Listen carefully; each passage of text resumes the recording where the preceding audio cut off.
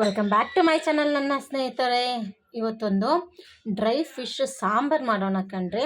ಅದು ಸಹ ಇದು ವೆಲ್ವೆಟ್ ಫಿಶ್ಶು. ಇದನ್ನು ಒಂದು 2-3 ಅವರು ನೀರಲ್ಲಿ ನೆನೆ ಹಾಕಿದ್ದೀನಿ.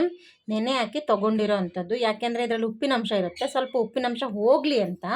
ಮಸಾಲೆಗೆ ಸ್ನೇಹಿತರೆ 1/4 ಭಾಗದಷ್ಟು ತೆಂಗಿನಕಾಯಿ, ಒಂದು ಈರುಳ್ಳಿ, 2 ಟೊಮೊಟೊ, ಸ್ವಲ್ಪ ಕೊತ್ತಂಬರಿ ಸೊಪ್ಪು, 2 ಸ್ಪೂನಷ್ಟು ಖಾರದ ಪುಡಿ, 1 ಸ್ಪೂನ್ ಧನಿಯಾ ಪುಡಿ, 1 ಚಮಚ ಜೀರಿಗೆ, 1/4 ಟೀ ಸ್ಪೂನ್ ಮೆಂತೆ, 1/4 ಟೀ ಸ್ಪೂನ್ ಮೆಣಸು, ಒಂದು 10-15 ಬೆಳ್ಳುಳ್ಳಿ, ಒಂದು ಸ್ವಲ್ಪ ಶುಂಠಿ, ಒಂದು ಚಿಕ್ಕ ನೆಲ್ಲಿಕಾಯಿ ಗಾತ್ರದಷ್ಟು ಹುಣಸೆ ಹಣ್ಣು, ಹಾಗೆ ಇಲ್ಲಿ ಒಂದು ಚಿಟಿಕೆ ಅರಿಶಿನ.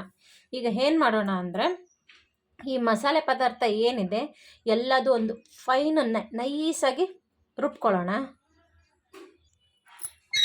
ನೋಡಿ ಸ್ನೇಹಿತರೆ, ಒಂದು ಒಳ್ಳೆ ನೈಸಾಗಿ ಪೇಸ್ಟ್ ರುಬ್ಬಾಗಿದೆ. ಈಗ ಒಂದು ಬೇರೆ ಕಡೆ ಒಂದು ಬಾಣಲಿಲಿ ಎಣ್ಣೆ ಇಟ್ಕೊಳ್ಳೋಣ. ನೋಡಿ ಸ್ನೇಹಿತರೆ, ಈ ಬಾಣಲಿಲಿ 2-3 ಸ್ಪೂನಷ್ಟು ಎಣ್ಣೆ ಹಾಕಿದ್ದೀವಿ ಕಣ್ರಿ. ಇಲ್ಲಿ ಒಂದು ಮೀಡಿಯಮ್ ಸೈಜು ಒಂದು ಅರ್ಧ ಈರುಳ್ಳಿನ ಹೆಚ್ಕೊಂಡಿದ್ದೀನಿ. ಈಗ ಒಂದು ಲೈಟಾಗಿ ಫ್ರೈ ಮಾಡ್ಕೊಳ್ಳೋಣ.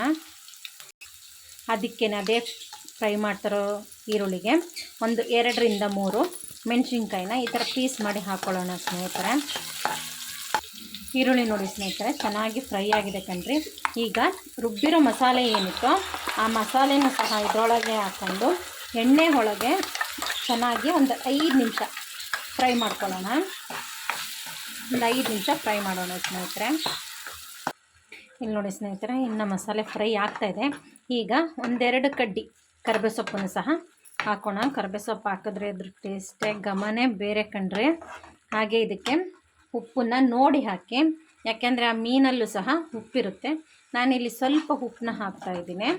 ಹಾಗೆ ಇನ್ನೂ 1-2 ನಿಮಿಷ ಇದನ್ನು ಫ್ರೈ ಮಾಡ್ಕೊಳ್ಳೋಣ. ನೋಡಿ ಸ್ನೇಹಿತರೆ, 2-3 ನಿಮಿಷ ಮಸಾಲೆ ಚೆನ್ನಾಗಿ ಫ್ರೈ ಆಗಿದೆ ಕಣ್ರಿ. ಈಗ ಸಾಂಬಾರಿಗೆ ಎಷ್ಟು ಬೇಕೋ ಅಷ್ಟು ನೀರು ಹಾಕ್ಕೊಳ್ಳೋಣ. ನಾನಿಲ್ಲಿ ತುಂಬ ತೆಳು ಮಾಡ್ತಾಯಿಲ್ಲ, ಸ್ವಲ್ಪ ಗಟ್ಟಿಯಾಗೇ ಇರಲಿ, ಯಾಕಂದರೆ ಇದು ಡ್ರೈ ಫಿಶ್ ಅಲ್ವಾ. ಹಾಗಾಗಿ ಇದು ಒಂದು 5 ನಿಮಿಷ ಒಂದು ಒಳ್ಳೆ ಕುದಿ ಬರಲಿ ಸ್ನೇಹಿತರೆ. ನೋಡಿ ಸ್ನೇಹಿತರೆ, ಸಾಂಬಾರು ಒಳ್ಳೆ ಚೆನ್ನಾಗಿ ಕುದಿ ಬಂದಿದೆ ಕಣ್ರೆ.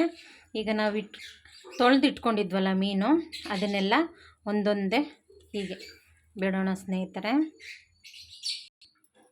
ಹಾಗೆ 2 ಬಾಂಗಡೆ ಮೀನು ಸಹ ಬಿಡೋಣ ಸ್ನೇಹಿತರೆ. ಅದು ಸಹ ಡ್ರೈ ಫಿಶ್ ಇದು. ಇದನ್ನು ಸಹ ಇದರೊಳಗೆ ಹಾಕಿ ಬಿಡೋಣ.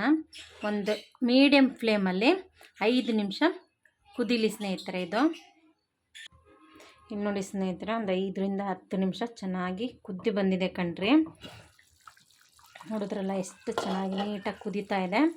ಈಗ ಇದನ್ನು ಸರ್ವ್ ಮಾಡ್ಕೊಳ್ಳೋಣ. ನೋಡಿದ್ರಲ್ಲ ಸ್ನೇಹಿತರೆ, ಒಂದು ಒಳ್ಳೆ ಡ್ರೈ ಫಿಶ್ ಸಾಂಬಾರು ಕಣ್ರಿ. ಸಿಂಪಲ್ಲಾಗಿ ಮತ್ತು ಸೂಪರಾಗಿ ಹೇಗೆ ಮಾಡೋದು ಅಂತ, ಅಷ್ಟೇ ಫಾಸ್ಟಾಗೂ ಸಹ ಆಗುತ್ತೆ. ಹೀಗೆ ಸಾನಿಧಿ ಸಿಂಪಲ್ ಮನೆ ಚಾನಲ್, ಅಡುಗೆ ಮನೆ ಚಾನಲ್ನ ಸಬ್ಸ್ಕ್ರೈಬ್ ಮಾಡ್ಕೊಳ್ಳಿ, ಲೈಕ್ ಮಾಡಿ, ಶೇರ್ ಮಾಡಿ. Thank you. ನಿಮ್ಮ ಸಪೋರ್ಟ್ ನನಗೆ ಯಾವಾಗಲೂ ಇರಲಿ ಸ್ನೇಹಿತರೆ.